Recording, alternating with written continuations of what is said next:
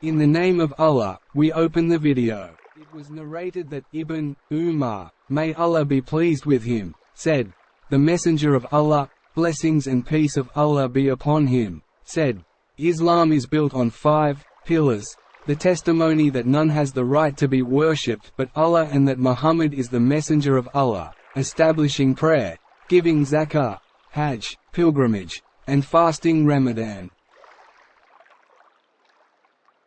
To witness that a Muslim testifies to my testimony of Islam, saying, I bear witness that there is no God but Allah, and I bear witness that Muhammad is the Messenger of Allah, due to the saying of Allah, Allah testifies that none has the right to be worshipped except Him, as do the angels and people of knowledge, He is the upholder of justice.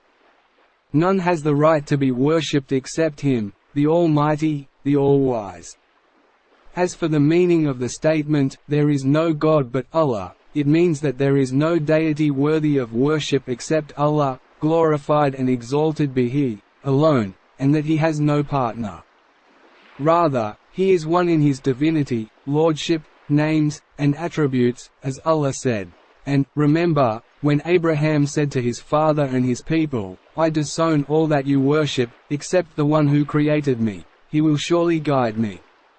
So the meaning of the 2 testimonies is that a Muslim testifies that there is no deity truly worthy of worship except Allah, and that he testifies that Muhammad is the slave and messenger of Allah, and the seal of the prophets and messengers.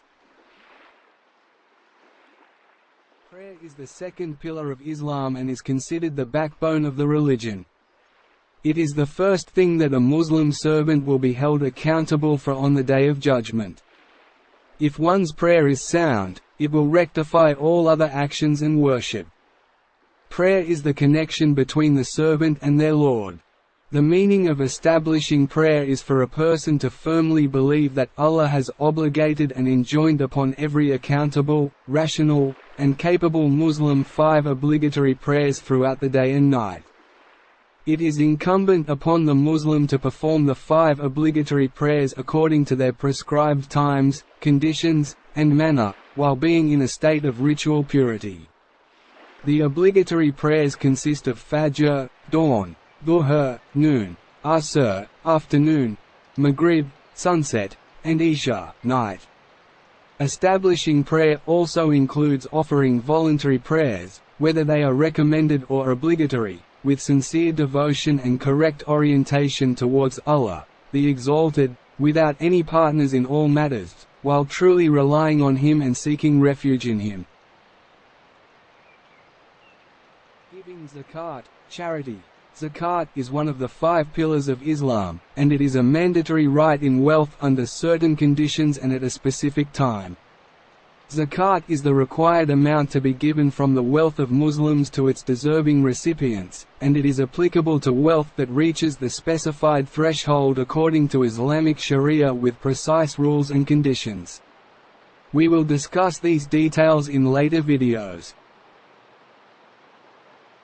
Fasting in Ramadan is the 4th pillar of the 5 pillars of Islam.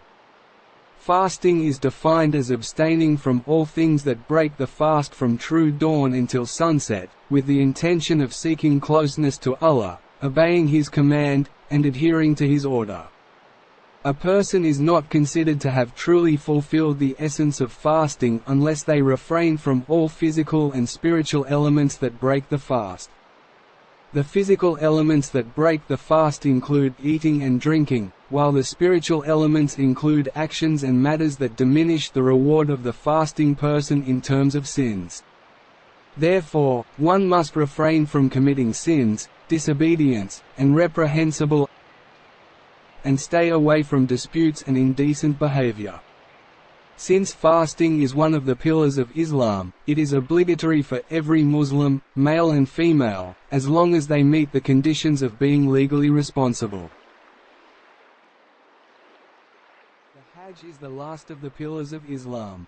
It is the pilgrimage that Allah has enjoined upon Muslims once in their lifetime, provided they have the physical and financial ability. The journey to Hajj should be safe, so that when one leaves their country and travels for Hajj, they are safe on the road and protected from its evils for the most part. However, if the road is not safe and there is a high likelihood of danger when leaving their country, then the ability is negated due to the absence of road safety.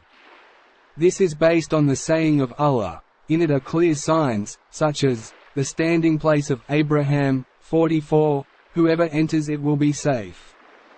Pilgrimage to the house is a duty owed to Allah upon all people who are able to make their way to it. Whoever disbelieves, then Allah is in no need for the worlds.